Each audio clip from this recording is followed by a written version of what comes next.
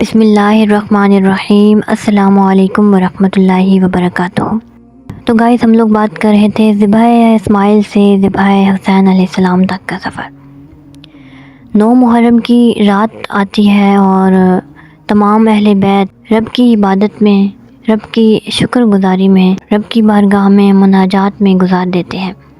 ساری رات عبادت میں گزرتی ہے۔ صبح کی نماز لشکر اہل بیت نے امام حسین کی امامت میں ادا کی اور یزیدی بدبخت لشکر نے بھی ابن سعد کے ساتھ نماز پڑھی۔ وہ نماز ہی کیا تھی، سراپا بدبختی تھی۔ نمازوں سے فارغ ہو کر لشکر صف آراء ہو گئے۔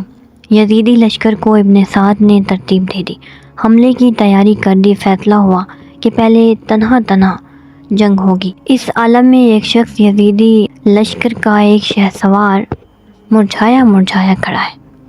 وہ ابن سعد سے پوچھتا ہے کہ اے ابن سعد، کیا تو نے واقعی حسین کو شہید کرنے کا ارادہ کر لیا ہے؟ وہ کہتا ہے ہاں، اس کے سوا ہمارے پاس کوئی اور چارہ نہیں۔ یہ سن کر گھوڑے پر سوار شخص کو لرزہ طاری ہو گیا۔ اس کے چہرے کا رنگ زرد ہو گیا، اس کی ہوائیاں اڑ گئی، رونگٹے کھڑے ہو گئے، جسم سے جان نکل گئی۔ اس کی کیفیت دیکھ کر ایک شخص کہتا ہے اس کا نام لے کر کہ تم تو کوفہ والوں میں سے سب سے زیادہ بہادر ہو، تمہاری بہادری کی تو مثالیں دی جاتی ہیں۔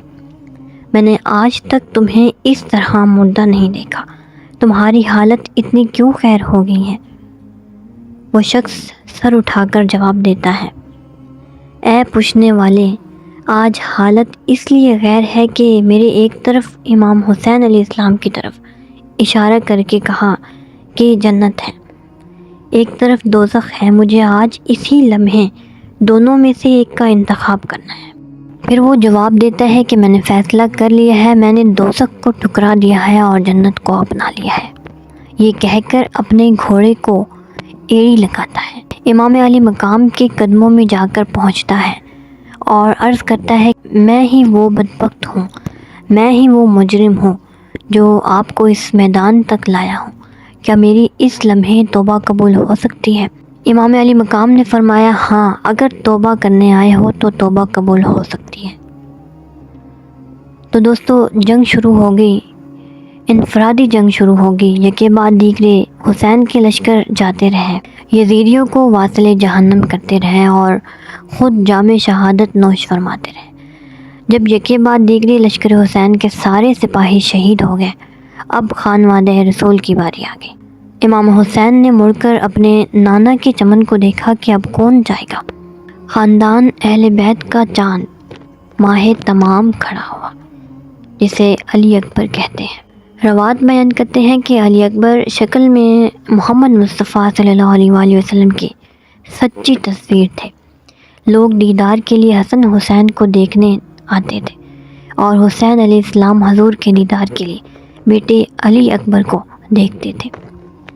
18 سالہ جوان میدان میں اترا اور عرض کیا خانوادہ رسول ابتدا میں کرتا۔ امام حسین نے چوم کر سینے سے لگایا اور حسرت بھری نگاہوں سے دعائیں دے کر روانہ کر دیا۔ حضرت علی اکبر وہ شیر کی طرح للکارتے ہوئے چمکتی تلوار لے کر یزیدی لشکر کی طرف دوڑا۔ امام حسین آگے بڑھ کر اپنے جوان بیٹے کی شجاعت کو دیکھنے جاتے، مگر یزیدی لشکر کے حملے کے باعث میدان کربلا سے اٹھنے والی گرد نے سما کو اٹ دیا۔ اٹے ہوئے سما نے حسین علی اکبر کی تلوار زنی کا منظر دیکھ نہ سکے۔ حضرت علی اکبر یزیدیوں کے لشکر کی پشتے لگاتے رہے، انہیں واصل جہنم کرتے رہے۔ لڑتے لڑتے اس تپتی دوپہر میں علی اکبر کو پیاس لگ گئی۔ پانی 3 دن سے بند تھا۔ سیدنا علی اکبر نے اس سرز کربلا کی اڑتی ہوئی گرد سے فائدہ اٹھا کر اپنے ابا جان کے پاس آئے اور عرض کیا کہ اگر ایک گھونٹ پانی کا مل جائے تو میں تازہ دم ہو کر بدبختوں پر پھر سے حملہ کروں۔ امام علی مقام نے فرمایا بیٹے علی اکبر، پانی کا گھونٹ تو میں تمہیں نہیں دے سکتا، پانی تو 3 دن سے بند ہے، میں تمہیں اپنی زبان چساتا ہوں۔ زبان چسائی اور حضرت علی اکبر نے پھر حوصلہ لیا، پلٹ کر پھر لشکر یزیدی پر حملہ آور ہوئے۔ دیر تک لڑتے رہے۔ اچانک لڑتے لڑتے آواز آئی سیدنا علی اکبر کی، یا ابا جان ادرکنی، آ کر مجھے تھام لیجئے۔ امام علی مقام سمجھ گئے علی اکبر زمین پر آ گیا ہے۔ دوڑ کر علی اکبر کی طرف بڑھے اور قریب ہو کر دیکھا تو وہ جوان حسن کا پیکر زمین پر ہے اور یزیدیوں کا نیزہ علی اکبر کے سینے میں پیوست ہے۔ آپ زمین پر بیٹھ گئے اور علی اکبر کو چوما، عرض کی، ابا جان اگر یہ نیزے کا پھل سینے سے نکال دیں تو میں اٹھ کر پھر حملہ کروں۔ امام علی مقام نے حضرت علی اکبر کو گود میں لے لیا۔ گود میں لے کر نیزے کا پھل کھینچا۔ پھل کھینچنے کی دیر تھی کہ علی اکبر کے سینے سے خون کا فوارہ رواں ہوا۔ ادھر خون کا فوارہ چلا، ادھر روح پرواز کر گئی اور امام علی مقام حضرت علی اکبر کی لاش مبارک کو تھام کر پلٹ کر خیموں کی طرف آگے۔ ابن عساکر بیان کرتے ہیں کہ جب امام حسین میدان کربلا میں آئے تھے 10 محرم کے دن آپ کی عمر مبارک 56 برس 5 ماہ 5 دن تھی، مگر سر انور اور ریش مبارک کا کوئی ایک بال بھی سفید نہیں تھا۔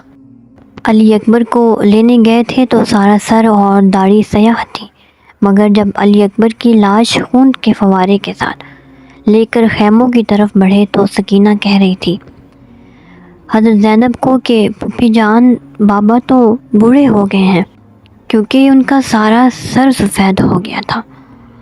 شہزادیاں تک رہی تھی کہ حسین کیا ہو گیا ہے، گئے تو جوان تھے، علی اکبر کو لائے ہو تو بوڑھے ہو گئے ہو۔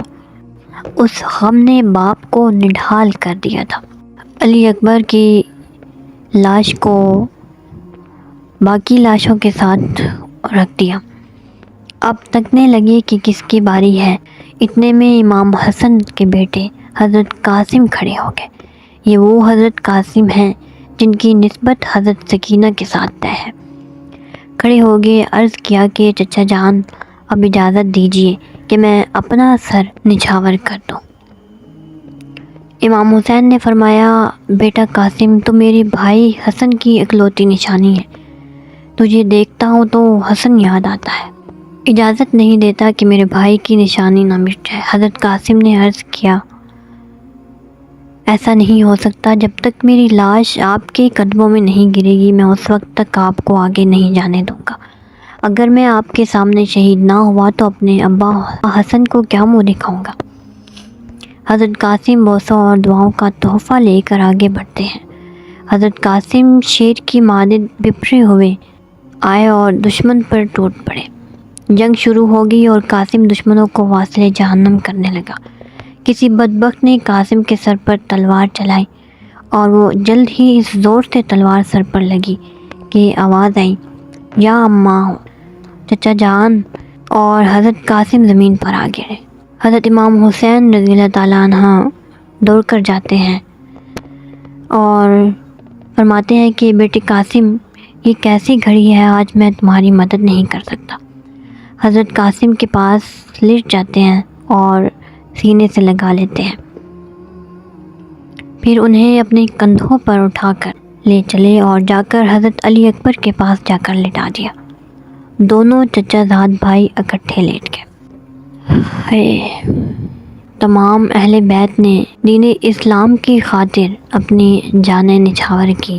رب کریم ان کے واسطے ہم سب پہ اپنا کرم فرمائے، ہماری بخشش فرمائے اور ہمیں دین کا کامل علم عطا فرمائے اور اس پر عمل پیرا ہونے کی توفیق عطا فرمائے۔